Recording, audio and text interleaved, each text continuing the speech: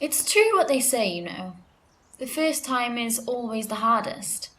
However, thinking back, it's also the most outrageously exhilarating.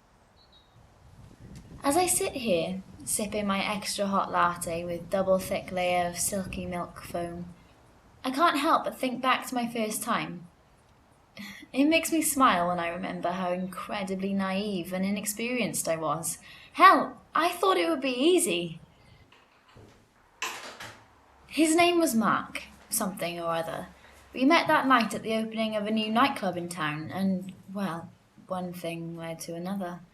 So, do you want to come in? Mark was funny, cute, and very sweet. I liked him a lot, and he was perfect. So I killed him. It took a few more stab wounds than I anticipated to finish the job. 17 in total.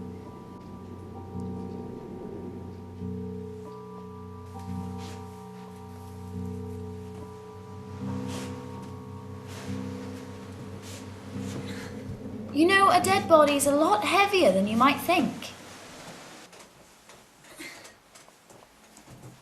So here comes the messy part.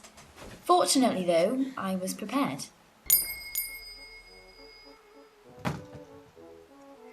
Do you know that there's a particular tool for every conceivable job you can think of? There are even subcategories of tool. I had absolutely no idea that saws, for example, came in so many different shapes and sizes. There are saws for metal, but different saws for wood. There are hand saws, back saws, circular saws, reciprocating saws, hack saws, band saws, the list goes on.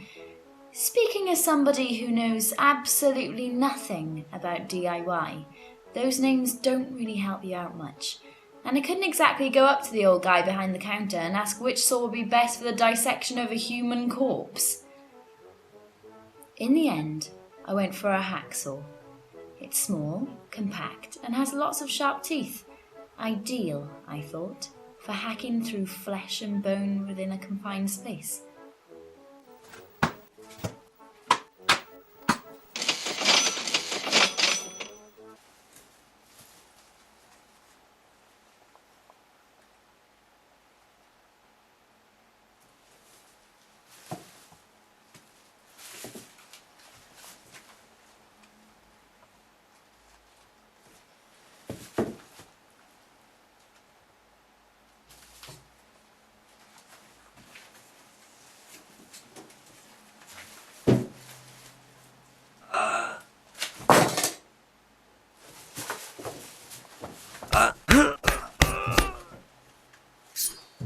Lesson number 1.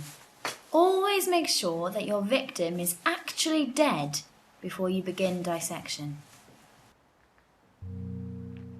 Lesson number 2.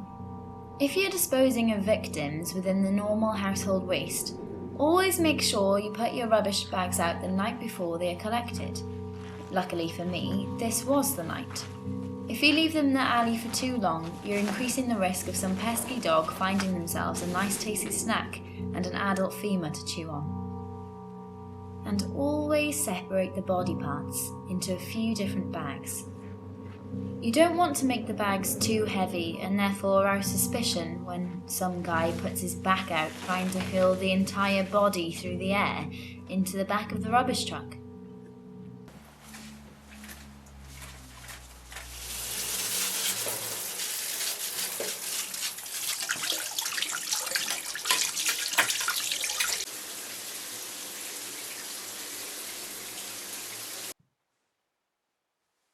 I had finally quenched my thirst for murder, and it tasted good. Rick, my second conquest, was, well, utterly obnoxious. He was cocky, arrogant, sexist, a little racist, and dressed like a 15-year-old skateboarder. For this reason, I didn't make much an effort with the pleasantries.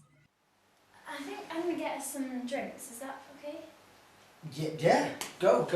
Cool.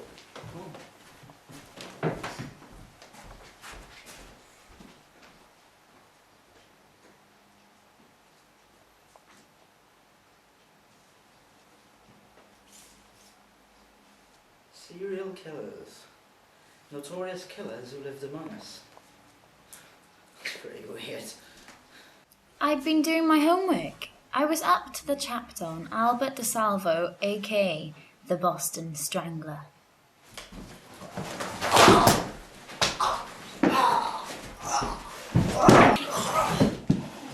The strangulation of a healthy and sober young man is extremely exhausting. It's a lot more difficult than they make it appear on TV or in the films. That I can assure you.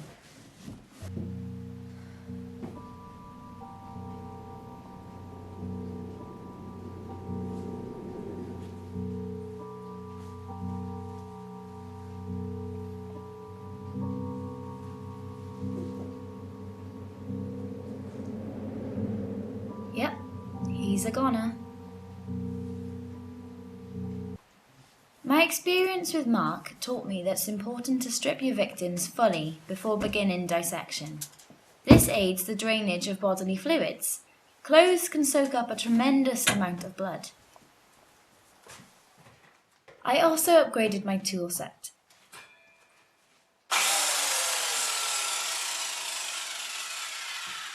Power tools are more expensive than their manual counterparts, but I find them much more efficient. The time and effort you save more than makes up for the extra cost. Power tools are great for dissection, but the best tools for liquidation are found in the kitchen. With a powerful enough blender, you can grind a mobile phone into a pile of black dust. I saw it on the internet. Human bone, teeth and cartilage are no problem at all.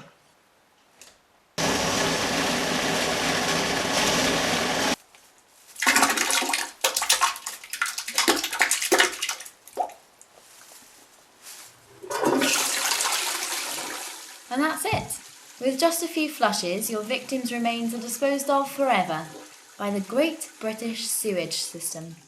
No heavy lifting required. And in local news, the remains of a human body have been found at a nearby landfill site. The remains were discovered when a landfill worker noticed what appeared to be a finger protruding from a black plastic bag. On closer inspection, the worker discovered the rest of the body, which had been cut up into several small parts. The police have not yet been able to establish the victim's identity, but have confirmed that the body is that of a young male in his early to mid-20s. Lesson number 3. Always remember to double bag.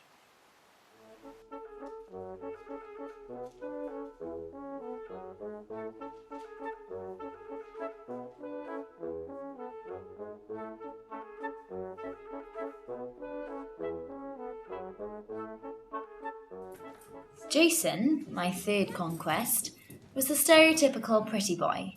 He was the number one topic of conversation all night. In fact, I think he fancied himself more than he fancied me. Now, stabbing is too messy and strangulation is way too exhausting.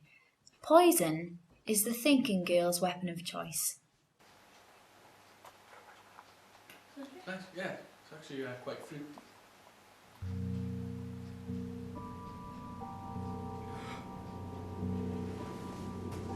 Always try to avoid spillages whilst utilising this method.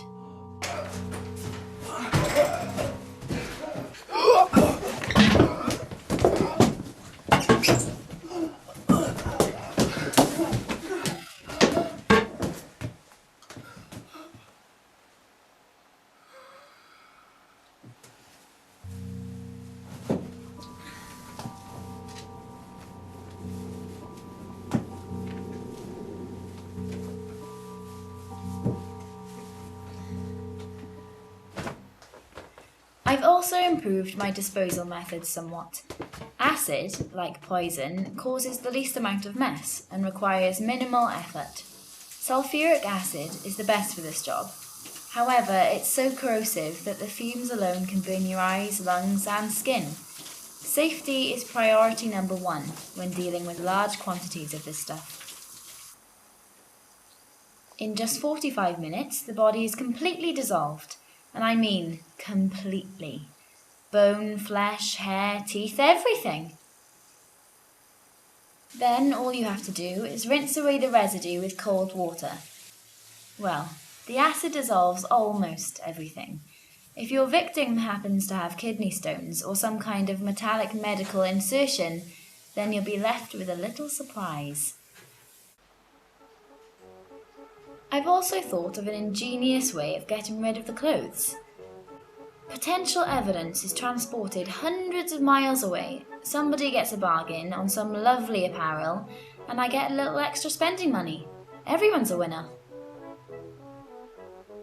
I'm building up quite a nice little resume too. Perhaps one day I'll even have a nickname. I like the Duchess of Death.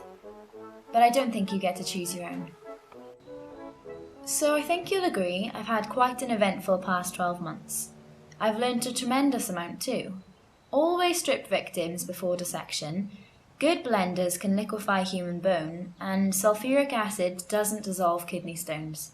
Yep, just this time last year, I was a naive young girl with a curiosity for killing. Now I am a confident young woman with an effective and efficient murder regime. So, the only question now is, who will be my next victim? Hi there. Sit down. What? I don't choose them.